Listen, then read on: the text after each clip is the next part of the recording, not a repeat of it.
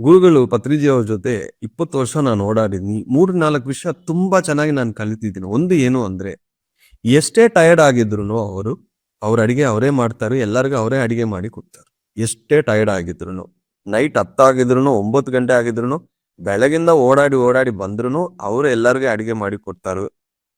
ಯಾಕಂದ್ರೆ ಆ ಅಡಿಗೆಯಲ್ಲಿನೂ ಆ ವೈಬ್ರೇಷನ್ ಎನರ್ಜೀಸು ಪ್ರತಿಯೊಬ್ಬರಿಗೆ ಸೇರ್ಬೇಕು ಅನ್ನೋದು ಒಂದು.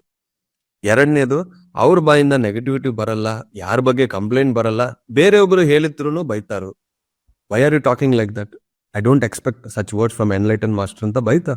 ತುಂಬಾ ಸೀನಿಯರ್ ಮಾಸ್ಟರ್ ಬೈದ ನಾನು ನೋಡಿದೀನಿ. ಅದು ಈ ಎರಡು ವಿಷಯ ನಾನು ತುಂಬಾ ಚೆನ್ನಾಗಿ ಕಲ್ತಿದ್ದೀನಿ. ಯಾಕಂದ್ರೆ ಒಂದು ನೆಗೆಟಿವ್ ಒಳಗೇನು ಹೋಗಲ್ಲ. ಎರಡನೇದು, ಒಂದು ಫುಡ್ ಸಿಸ್ಟಮ್ ಆಗ್ಲಿ, ಎಷ್ಟೇ ಟೈರ್ಡ್ ಆದ್ರೂ he will prepare the food. ಆ ಎನರ್ಜಿಯನ್ನು ಚೆನ್ನಾಗಿ ಅವರು ಮೇಂಟೈನ್ ಮಾಡ್ತಾ ಬಂದಿದ್ರು. ಅವಾಗ ನಾವು ಏನ್ ಅನ್ಕೊಂಡಿದ್ರು ಅದು ಆಗೋಕೆ ಸಪೋರ್ಟ್ ಸಿಸ್ಟಮ್ ಸಿಗುತ್ತೆ. ನಾವು ಪ್ರೆಸೆಂಟ್ ಮೂಮೆಂಟ್ ಅಲ್ಲಿ ಇರೋಕೆ ಸಾಧ್ಯ ಆಗುತ್ತೆ.